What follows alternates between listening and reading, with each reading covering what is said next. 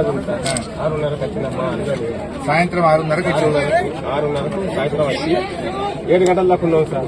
ఇటు ఇవ్వలేరు అటు ఇవ్వలేరు సార్. కట్టుకొని వెళ్ళిపోయినాం సార్.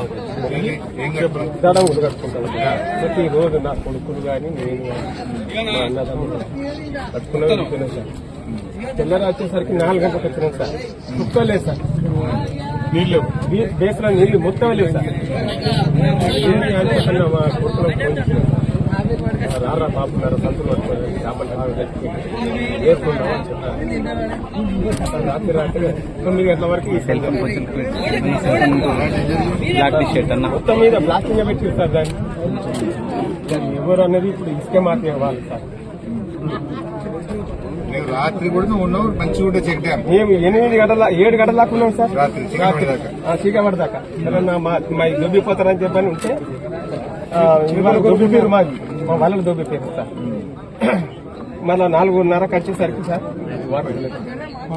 రాత్రి సౌండ్ వచ్చిందంటున్నారు. సౌండ్ మాకు 4 కిలోమీటర్లు ఉన్నది సార్. తప్పలోకి వచ్చింది సౌండ్ మన